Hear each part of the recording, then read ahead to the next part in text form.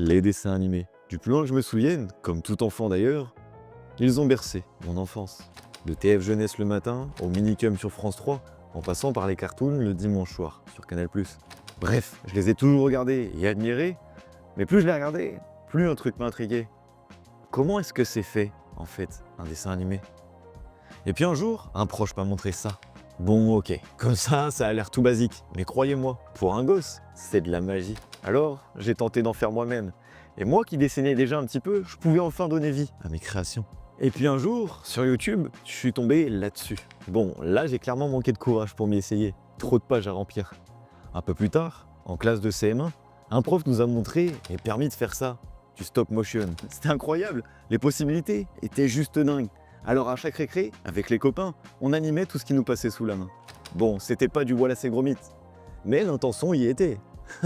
La belle époque. Mais ce n'est que des années plus tard, en scrollant sur les réseaux, que je suis tombé là-dessus.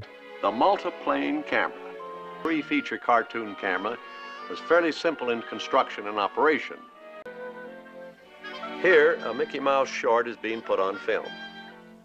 Mickey has been inked and painted on transparent sheets of celluloid. This happens to be a panorama effect where the character will walk in one place and looks on the screen. Et là, je me suis posé une vraie question. Comment on est passé de ça à ça? Alors pour vous, mes petits potes, voici le résultat de mes recherches.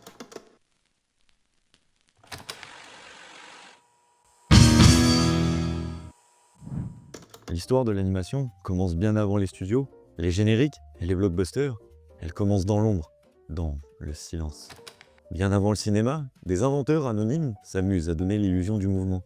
On découpe des silhouettes en carton, on les colle sur des disques, on les fait tourner. Le zootrope, le praxinoscope, des noms étranges pour des machines oubliées. Mais elles avaient un pouvoir magique, animer les images. Les premiers dessins animés sont les Pantonymes lumineuses d'Émile Reynaud. Il les projette pour la première fois le 28 octobre 1992, devant un public, dans une salle du sous-sol du musée Grévin, à l'aide de son théâtre optique.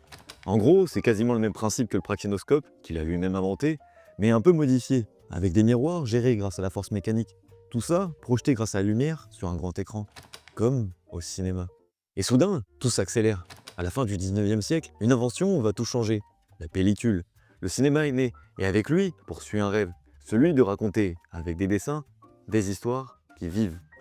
1908, Paris. Émile Cohl dessine une série de dessins sur un simple fond blanc. Le résultat s'appelle Fantasmagorie. C'est saccadé, étrange, mais au moins c'est vivant. C'est le tout premier dessin animé de l'histoire. Puis vient Winsor McCay, aux États-Unis. Il crée Gertie the Dinosaur, un petit chef-d'œuvre d'animation, image par image. À l'écran, un dinosaure s'incline, grogne, s'amuse, et le public n'en croit pas ses yeux. C'est incroyable, rempli de détails, mais l'animation n'est qu'un tour de magie artisanal. Pour percer, il faut plus d'ambition, plus de moyens, et aussi plus d'âme. Alors, qui va oser? Qui va bouleverser les règles du jeu? Les années 20 approchent, et avec elles, un certain Walt Disney.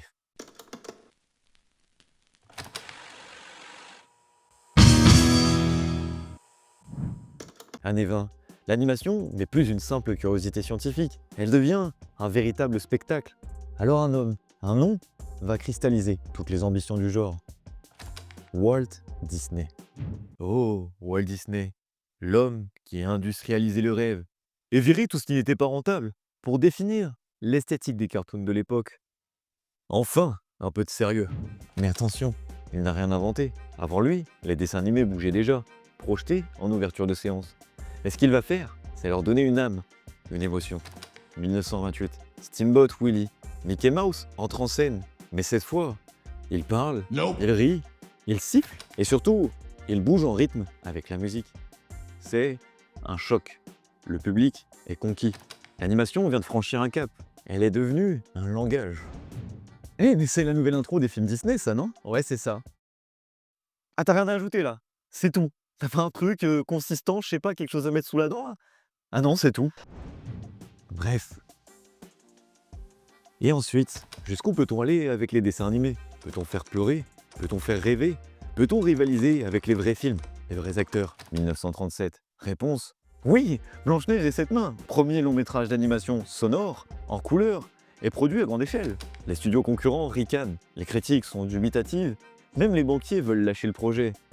Et pourtant, quand les lumières des salles sombres se rallument, le monde n'est plus tout à fait le même. L'animation peut faire rêver, l'animation peut faire rire, l'animation peut faire peur, et surtout, elle peut rassembler.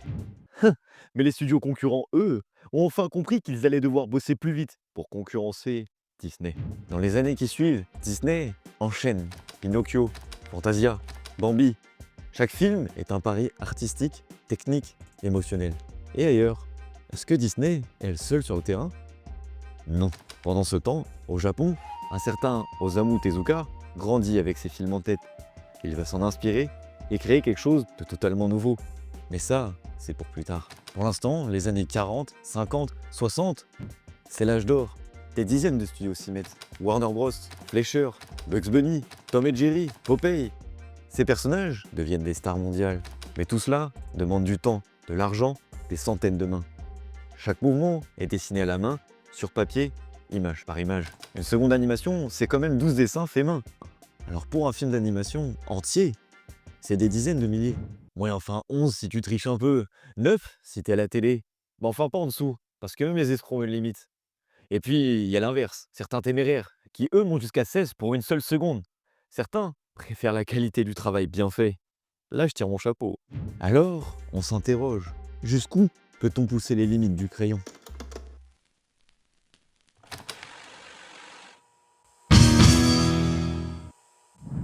L'animation, encore jeune, cherche son identité et la trouve dans le papier. Chaque mouvement est dessiné à la main, image par image. Des feuilles, des crayons et des piles de celluloïd. Et derrière chaque personnage, il y a un véritable chorégraphe de l'ombre, l'animateur. Les studios perfectionnent leur savoir-faire. On affine les volumes, on maîtrise les ombrages et on dompte les perspectives. Le procédé du multiplane caméra permet aux arrière-plans de bouger à des vitesses différentes. La profondeur s'amplifie, les scènes sont presque cinématographiques. À cette époque, chaque dessin est une performance technique. Et qui va oser encore repousser les limites? Qui d'autre que Disney? Ouais, alors on parle de Disney comme d'un génie. Et c'est vrai, hein, mais moi j'appelle ça aussi un artisan. Enfin, on l'entend plus trop ce mot-là d'ailleurs. Peut-être parce qu'il est trop ringard. Bref, repousser ses limites, moi j'appelle ça du travail bien fait. Au Japon, un certain Osamu Tezuka commence à expérimenter des méthodes de production à bas coût, mais redoutablement efficaces. D'ailleurs, il est souvent considéré comme l'équivalent japonais de Walt Disney. Peu à peu, des animateurs apparaissent dans des crédits comme des véritables artistes. On ne parle plus seulement d'animation pour enfants, mais aussi de cinéma animé. Et tout repose encore sur du papier, des gestes, des heures, des semaines. C'est l'âge d'or du trait. Et ce monde commence déjà à trembler. À l'horizon, les années 80 approchent et elles vont tout faire changer.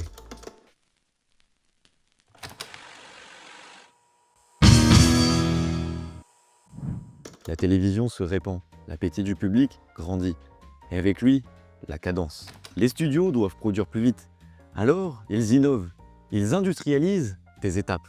Les phases d'intervalle, les mises en couleur se font parfois hors studio, souvent en Corée, aux Philippines ou au Japon. L'animation devient une chaîne de montage, et aussi un laboratoire. Des studios comme Hanna-Barbera développent un style minimaliste très codifié, fait des plans fixes, des cycles, c'est moins cher, mais ça marche. Et à l'opposé, certains créateurs choisissent de tout miser sur le style. Le matériel évolue, les celluloïds sont toujours là, mais peu à peu, l'ordinateur entre dans la boucle. On commence à scanner des dessins, à coloriser numériquement avec des logiciels comme CAPS. L'ancrage devient numérique, les couleurs plus homogènes, les effets spéciaux plus audacieux. Et tout à coup, La Petite Sirène, puis Aladdin, Le Roi Lion, des chefs-d'œuvre qui mêlent techniques traditionnelles et outils informatiques. La fameuse scène de la horde de gnous dans Le Roi Lion, eh bien, elle est générée numériquement. Oh, ils appelaient ça un chef-d'œuvre. Moi, j'appelais ça un compromis, parce qu'on garde la main, mais on triche avec une machine. Quant à la 2D, elle atteint son apogée, visuellement, techniquement, artistiquement. Par exemple, au Japon, on repousse d'autres limites. On joue avec le rythme, les cadres, les mouvements de caméra. Des films comme Akira utilisent plus de 160 000 cellulos à une fréquence de 24 images par seconde. Du jamais vu au Japon, où la norme est plutôt 8 ou 12. Et tout ça sans ordinateur. Pendant ce temps, sur les postes de télé sont apparus les Simpsons, Batman The Animated Series, les Animaniacs, Dragon Ball. Autant de styles que de culture. Et pourtant, quelque chose change. L'ordinateur n'est plus seulement une aide, il commence à prendre de la place. Et dans un tout petit studio californien, quelqu'un se demande, et si tout le film était fait par ordinateur?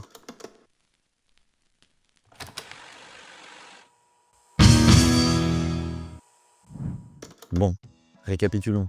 Il y avait le papier, il y avait le crayon, et puis il y a eu l'ordinateur. On ne parle plus d'assister les animateurs, on parle de tout créer à l'intérieur d'un monde virtuel. Mais qui va oser le faire? Qui va encore bouleverser les règles du jeu? Eh bien, dans les années 80, quelques pionniers s'y essayent. Des courts-métrages expérimentaux, comme Luke Shaw Jr. ou The Adventures of Andre and Walibi, produits par un petit studio qui ne s'appelle pas encore Pixar. Mais ce ne sont que des démonstrations, des essais. Puis vient 1995, le choc, Toy Story. Alors là, je me rappelle exactement du moment où j'ai vu ça pour la première fois. C'était tellement unique. Et j'ai pensé qu'on pourrait pas faire mieux. Le premier long métrage, intégralement en images de synthèse. Chaque personnage, chaque décor, chaque mouvement est généré par ordinateur. Et ça fonctionne.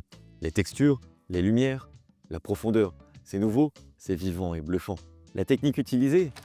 Eh bien, la modélisation 3D polygonale, le ringing, les shaders pour les matières, et surtout, l'animation par interpolation. On ne dessine plus image par image, on pose des clés, et l'ordinateur comble le vide. C'est la fin d'une ère. Mais Disney observe. Puis, il suit le mouvement, et d'autres studios vont s'y mettre. DreamWorks avec Shrek, Blue Sky avec L'Âge de Glace, Illumination avec Moi Moche et Méchant. La 3D devient alors la norme, plus rapide à produire à long terme, plus flexible pour les licences dérivées, plus bankable auprès des enfants. Les papiers, les cellulos, trop chers, trop longs, on les abandonne. Même Disney ferme ses départements 2D en 2004. Les échecs comme Atlantide ou La Planète au Trésor font taire la 2D. La 3D prend le relais et les crayons, eux, sont rangés. L'animation traditionnelle, d'un seul coup, devient un vestige. Est-ce la fin de la magie ou le début d'une nouvelle ère?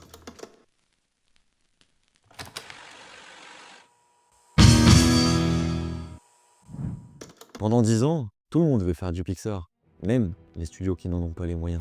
Studios occidentaux, production télé, école d'animation, la 3D devient la norme. On ne se demande plus comment raconter une histoire, mais quel logiciel utiliser.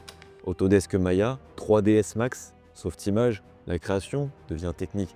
Les personnages sont articulés sur des squelettes numériques et les textures se ressemblent toutes. Mais à force de lisser, on finit par voir la même chose, parce que tout se ressemble.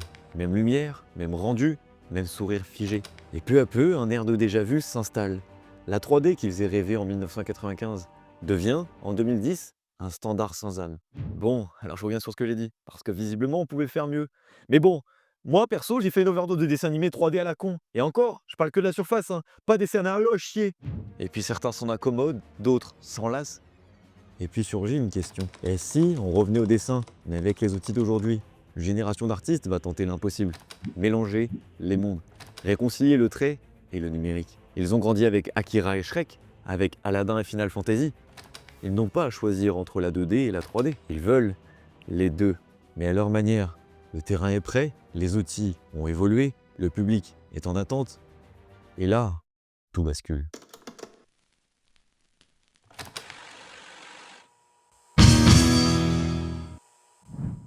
Mais revenons un peu en arrière. Parce que pendant que les grands studios s'équipent de stations Silicon Graphics, de moteurs de rendu dernier cri, et qu'ils investissent des millions dans le photoréalisme, un autre monde émerge, plus petit, plus libre, plus sauvage. Celui d'Internet. Perso, j'ai connu un monde où connexion voulait dire se serrer la main. Maintenant, tu cliques et c'est parti. C'est un peu effrayant, non? Bon, après, je dis ça, mais j'ai encore une disquette dans mon décor. Et parfois, je la regarde avec nostalgie. Il n'y a pas de chaîne de télé, pas de comité d'écriture, pas de budget à 8 chiffres. Ici, un seul outil ouvre ses portes de la création. Flash, un logiciel léger, pensé à l'origine pour des animations web interactives, mais qui va tout bouleverser. Avec Flash, plus besoin de studio géant ni de caméra complexe. Un ordinateur domestique suffit. Une idée un peu folle, un peu décalée, et hop, vous avez un cartoon en ligne. Avec Flash, un animateur seul peut créer une série, une parodie, une folie, et la mettre en ligne. Pas besoin de diffuseur, et pas besoin non plus d'un budget colossal. Sur des plateformes comme YouTube, les projets fleurissent. Des séries délirantes comme Monster Runner, des délires gore comme A Pretty Friends, des expériences visuelles comme Animator vs Animation, ou des ovnis français comme les Cassos. Flash, malgré ses limites, libère la création, c'est un nouvel âge, un peu fou, un peu cheap, mais libre.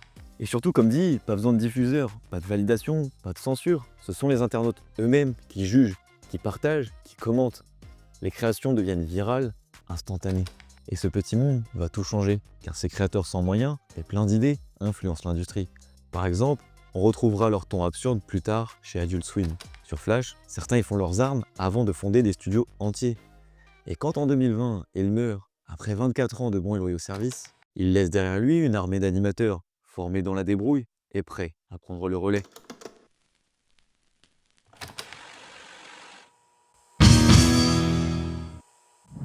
Bon, alors rappelez-vous, le terrain est prêt, les outils ont évolué, et le public est en attente, si je peux me permettre juste un instant. Quoi? Eh ben tu l'as déjà dit ça. Oh là là, mais c'est justement le but de dire rappelez-vous. Tu suis ou tu comptes encore t'enfuir? Le sol tremble, les lignes bougent, le public sature pendant des années et on a des films 3D aux textures trop parfaites, aux mouvements trop fluides, aux visages trop similaires. Et soudain, un film surgit. Et en plus, il ne ressemble à rien d'autre. Spider-Man Into the Spider-Verse. Un coup de massue graphique. Ce n'est pas de la 2D, ce n'est pas de la 3D, c'est un mariage, un patchwork. Vous vous souvenez quand j'ai parlé des 12 dessins faits main pour une seconde? Eh bien là, on revient en base. Et cette fois-ci en pause longue, à 12 images par seconde. Parfois moins, pour rappeler la sensation du dessin animé classique. Les textures sont dessinées à la main, des lignes stylisées pour le contour des visages qui vibrent volontairement. La claque est visuelle, mais surtout, elle est technique. On vient de démontrer que la 3D n'a pas vraiment besoin de faire réaliste. Arcane, 2021. Un ovni signé Fortiche Productions. La base, c'est une animation 3D dans Blender et Maya. Et chaque image est retravaillée en compositing, comme une peinture. Des textures au pinceau, des expressions peaufinées, image par image, des effets 2D ajoutés manuellement pour renforcer chaque émotion. Et ce n'est que le début. Les Mitchell contre les machines, le chapeauté 2, Nimona. Mais pendant que les studios expérimentent, une autre révolution se joue, dans le calme, celle des indépendants. Grâce aux outils numériques, le studio de demain tient dans un sac à dos.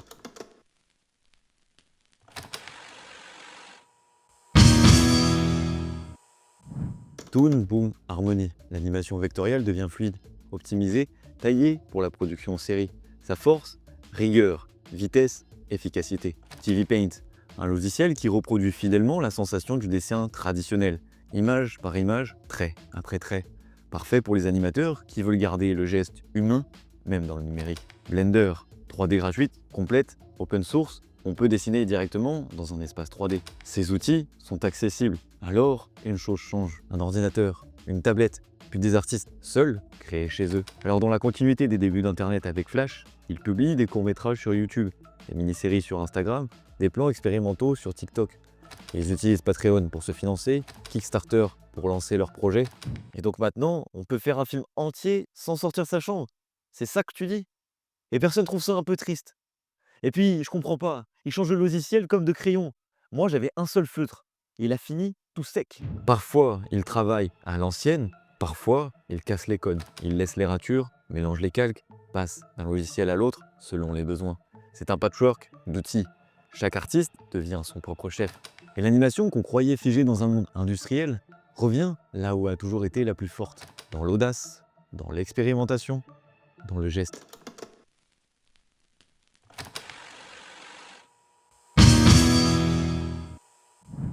L'intelligence artificielle. Au départ, c'est discret, une IA qui colore les dessins, une IA qui nettoie les lignes. On parle d'assistance, de gain de temps. Ce n'était qu'un bras droit pour l'animateur. Mais ça, c'était au départ, car très vite, les outils s'accélèrent. Certains génèrent des mouvements, d'autres transforment des vidéos live en animation. On commence à nourrir des intelligences artificielles avec des milliers de frames de Miyazaki, de Tex Avery ou de Ghibli, et à en ressortir des images. Quand on disait de s'inspirer des meilleurs, c'était pour des mains humaines, pas pour des serveurs qui se gavent d'informations, pour ressortir des images sans âme ni émotion. En quelques mois, des projets surgissent. EB5 qui transforme une vidéo image par image. Runway qui permet de générer une scène animée à partir d'un simple prompt. Kyber, Pika Labs, Sora et d'autres encore qui mélangent animation et vidéo générée. Certains créateurs s'emparent de ces outils, ils expérimentent, ils détournent, ils bricolent avec l'IA comme autrefois on bricolait avec Flash. Mais est-ce que l'animation est encore de l'animation si elle est générée? Certains répondent oui, parce que ce n'est pas la main qui compte, c'est l'intention. Quand d'autres répondent non, parce que sans artisan, il n'y a pas d'âme, et la frontière devient floue. Aujourd'hui, on voit des courts-métrages générés à 80% par IA. L'image est encore tremblante, imparfaite, mais l'évolution est rapide, inévitable. Mais là encore, ce n'est pas la technologie qui décide, c'est ce qu'on en fait. L'IA n'a pas tué l'animation. Pas encore, car une IA ne peut pas encore générer un style. Elle ne vit pas une idée, elle ne doute pas, elle n'insiste pas sur une pause. Elle ne sait pas pourquoi un plan doit durer une seconde de plus. Je pense que l'intelligence artificielle n'est pas la fin, c'est une étape. Et comme toujours dans l'histoire de l'animation, ce n'est pas l'outil qui compte, c'est la main qui s'en sert. Je peux dire un truc? Mais bien sûr, tant que ça ajoute quelque chose de pertinent. Vas-y. Ah, eh ben, je suis d'accord avec toi. Mais quoi mais? Y a pas de mais. Donc t'es d'accord et c'est tout. T'as rien d'autre à ajouter. Ouais, c'est ça. Je suis d'accord et rien d'autre. Mais dans ce cas-là, mais fais un...